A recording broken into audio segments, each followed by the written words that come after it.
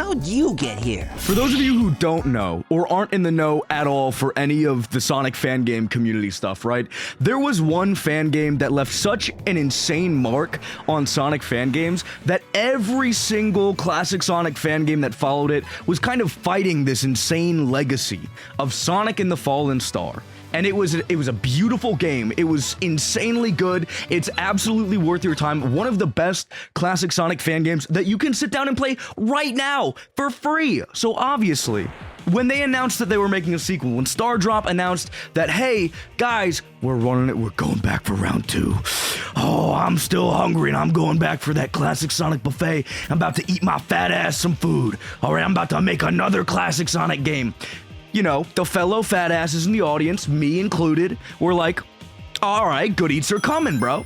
Like, we're gonna eat pretty fucking good, because the original Sonic and the Fallen Star game was really good. So Moon Facility gets announced, and they're talking about fixing some shit that people bitched about in Sonic and the Fallen Star, and I'm like, I'm locked. Because I was one of those people that bitched about things in Sonic and the Fallen Star. Okay, just to kind of blow my load a little preemptively on Sonic and the Fallen Star, right? I played that game forever ago, ages ago, and it's really, really good, 100% worth your time. They had a bit of a level design conundrum, where it felt very zigzaggy. It wasn't necessarily as good as I would have hoped, necessarily, and that was kind of the one flaw that I could levy against the game. It was very pretty, it was very fun, it was insanely, it was worth playing. You know, it changed my life. It changed my whole perspective on things. I changed the way that I shower and eat, and everything now revolves around Sonic and the Fallen Star, bro. It was really good. And jokes aside, it genuinely did increase the bar for a lot of Sonic fan games when it came to the visual department, right? And you can kind of see the way that a lot of Sonic fan games were trying to like grapple with that and find their own unique visual style that would get them the same level of recognition as Sonic and the Fallen Star got. And whatever. The point is, it had a massive impact on Sonic fan games. It had a massive impact on the Sonic fan community, the Sonic community, period. It was just an insanely good game. And when it came to this game, I was very excited to see how they kind of fixed a lot of the issues that Fallen Star had with level design, and how they kind of removed the zigzaggy nature and, you know, hopefully produced a game that was not only visually stunning, but also one of the best classic Sonic fan games that you could possibly play, right? The play experience would be A1. Especially, oh my god, with games like Sonic Galactic, where they know exactly what the fuck they're doing in terms of level design. Like, it is insane. It is insane how good Sonic fans have gotten at mimicking like the Sonic Mania style and the Sonic 3 style and all these different ways that you could possibly create, you know, a classic Sonic experience. It's insane how good Sonic fans have gotten. So TLDR, I was interested to see how this game kind of adapted to that new climate where, holy fuck, man, there's so much competition. And then they discontinued it. And then this game never got the chance to really come out and flex its muscles, and it was very close to completion. Like, there is an hour and 25 minutes of content available for you to play. I've only gotten to, like, the very beginning of the third zone. The rest of this I'm blind on, but there's so much shit that you can do in this game. There's two special stages, okay? Not the full, you know, whole thing, right? You can't go Super Ultra Omega Moon Sonic or whatever. But, you know, there are special stages, there are special stage rings. I'm not going to go into them because the one time I did that on my first run through of some of these levels, it broke and I couldn't do anything, so I said to close the game and run it back. So I'm just not gonna fuck with those. They're pretty cool though. That's all you really need to know.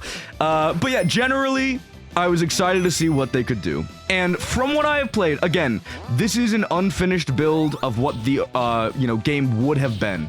So I'm going to, you know, throw out criticisms and things, but that you have to realize there is this degree of like, okay, who gives a shit? You know, the game was never it was never finished. This is not the final product. You can only be so much of a dickhead about it, and I am very much going into it with that mentality. All of the things that I'm gonna say that are slightly negative are just like the most bitchy, pedantic, whatever, right? If the game actually came out in its full glory and there was all the— oh fuck. Oh no! It's gonna break. Oh, okay. Let's see what I can do, man. Let's see what I can do.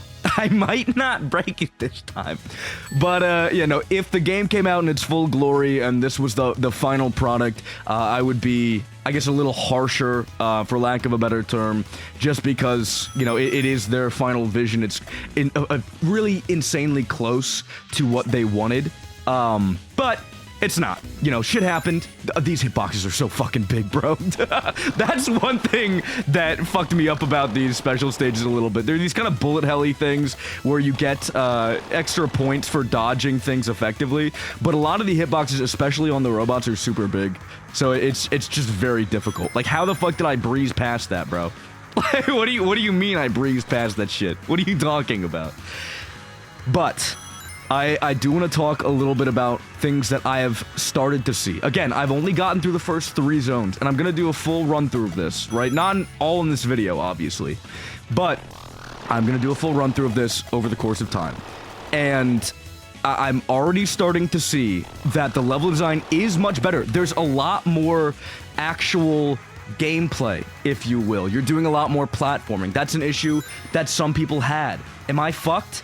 Can you get me out of here? What? Why can I do? Yeah, that's exactly what happened last time. If I spam the spacebar, I go up into infinity, and that's kind of it. All right, time to reset the game, I guess. Whoopsies. Next time I won't accidentally run into one of those rings. So like I was saying, there's already something that I've noticed, and it's that we are very much seeing a lot of the same qualms that I initially had with level design. There's a lot more platforming, there's a lot more fun stuff that you can grab, you know, just based on going a little slower and taking your environment in. Like right there, you could go and get that extra little fire shield, which works as burst. By the way, I love the way the shields work in this game. It's so cool. I always love when games kind of take their own little, you know, perspective on the elemental shields when they do their own thing instead of copying the formula we've seen from every single other classic Sonic game. It really does help to kind of create an identity for your game. And, you know, it really works well here, having the fire shield be the burst, having the lightning shield, which is easily the coolest one, being this kind of, like, downward movement thing instead of an upward movement thing. It's like, it's the small things. It's the small things, okay? It really changes the whole fucking feeling of the game, and it's amazing. You know, that being said, all right, I'm gonna go into my little rant. I keep getting distracted by cool shit because this game is really fucking fun so far. Just to throw that out there before anyone thinks I'm trying to be an asshole about this shit, because I know for a fact I'm gonna get a comment that's like, dude, it's an unfinished version of the whatever, man. I know that. But there are some issues that I think probably would have plagued the final product realistically. There are some issues with level design, though they are much fewer and far between than before, where it feels very zigzaggy and it feels like you can get turned around very easily, especially in that first stage. I was having some problems kind of getting into it, and as we go into unfamiliar territory, it's probably going to get a little bit more obvious that that's kind of a problem as I fumble around, because I know what the fuck I'm doing on these stages, but for, you know, for new ones, it'll be a little bit of a struggle. But it is very easy to get turned around still. There are similar issues to what existed in The Fallen Star, and you can still see that game's DNA in this, for better and for worse. And that's kind of the only qualm that I have found with the game so far. They fixed one degree of the level design issues that people had, where it was kind of just go fast and, you know, play with one hand type shit while you jerk off to the visuals with the other. But they changed that to be a little more involved, a little bit more platforming heavy. But they really didn't fix any of the zigzaggy nature. That's still very much a big issue, and it's a problem for me in particular. I know some people kind of fuck with that. I whatever, teach their own. You know, at the end of the day, it's all subjective. It's a fucking video game. There's no tint of objectivity to any of these critiques. It's just all very much what I've personally found through my own play experience. You always kind of see this thing where it's like, oh my god, well, I cannot believe that you had that issue because you're stupid, and I didn't have that issue because you're dumb, and I'm not dumb, and there you go, I win, you should go back to the asylum, whatever. Like, you always see that shit with these discussions, and it's like, bro, I don't give a fuck what your play experience was like, man. I care about what my play experience was like. Hop off my dick, bro. Hop off my dick. I know it's fat. I know you want to be on it. Hop off, bro. Hop the fuck off. I'm done with it. I'm fucking done with this shit, bro. I'm done with it. Can you tell I've been part of the Sonic community for way too long? I'll talk to my friends sometimes, and I'll be like, God, I hate this perspective. And they're like, bro, those people aren't real. And I'm like, oh, you sweet summer child. Fuck, I wish I could go back. I wish I could go back to being a casual enjoyer of this series instead of being someone who gets, you know, put on to a lot of shit through comments. Oh, my God. Why did you guys fucking subscribe to me? Jesus, it's the worst. It's all your fault. What do you mean? What? You guys are here because I make content? Shut the fuck up. Oh my God. It's all your fault. I'm gonna blame you. Yada, yada, yada. By the way, I love the squash and stretch. I really do. It's so fucking dope when you do the little jump and you just, like, God, talk to me nice. Talk to me absolutely nice. Also, the bosses so far, I've been really enjoying them. I don't know what all of them are like, obviously. I haven't gotten through the entire experience. But, so far, they are very much, like, not the easiest things in the world. And there are, like, you know, kind of built-in cooldown periods, just based on like, hey, look, if you don't have a bubble shield, you can't jump up there without those little platforms, or you can use the momentum to jump up there on those platforms. The platforms just disappear on and off, make it a little bit easier. Kind of a built-in cooldown phase, super cool shit, I really like it. I think that's the way to make these boss fights really interesting in Sonic, because I know everyone always has those weird little cooldown phases where, you know, the player's just forced to sit there and watch the boss do its thing, spin around in circles like it's in a fucking circus. I hate that. I hate that. I know that's one of the ways you can handle it, where you just bounce off the boss when they're in a phase where you can't hit them. I cannot stand that shit. Cannot stand it at all. So I'm very glad that they've found this kind of middle ground where you absolutely can just tear through bosses, but it's not easy. It's not as easy as in a lot of the classics where, you know, they kind of like swim up and down, the bosses float up and float down, and no. It's very much, you can do really well on these bosses and just fucking mutilate them if you know what you're doing. If you don't know what you're doing, then you're not gonna get very far. It'll take you probably a little longer, it's gonna be a little more difficult, but if you do know what you're doing, oh my God, be so for real with me. You can just absolutely destroy these bosses. By the way, I believe in all of these levels you can avoid these water sections. I actually don't remember going down into that water section in my first playthrough. I guess I just sucked extra ass on the opening part of that stage. But they do kind of get that part right where, you know, water stages are effectively a completely optional part of the experience, where you really don't have to rock the water parts, even if, alright, you do end up, you know, going into a stage that's predominantly water-based, like this one.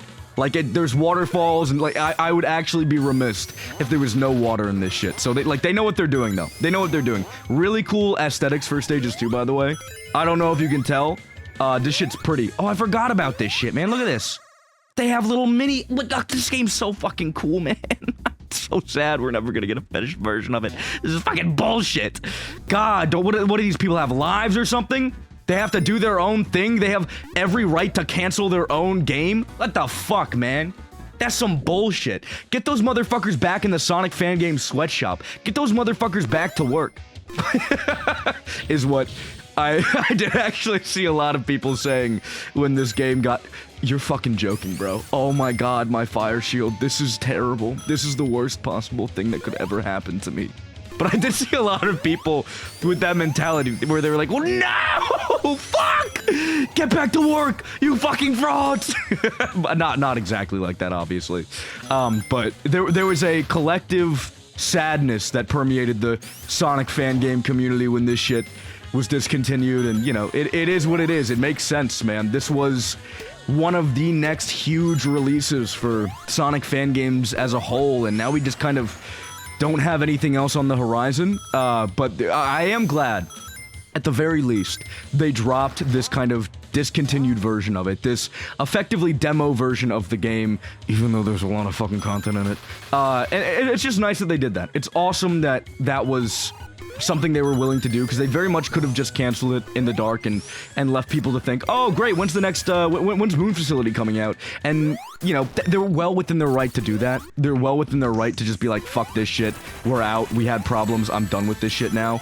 But they didn't, and you know, that's awesome. I know it sounds like a fucking small apples thing, but it's not. It's not. You know, you have to remember, regardless of how people will like analyze fan games. Again, I'm very much of the mind that you should give valid and in-depth criticism to fan games because it helps make them better, and you know, you should be critical of fan products even if they are free, even if they are made off the dime of the person that's making them, and you know, they never get to see anything from it other than clout. You know, they're paid in clout. I do think it's good to share criticisms with the intent that it will make the experience better in the future. Kind of a null and void point for this game, to be honest, but yeah, hopefully you see what I'm saying.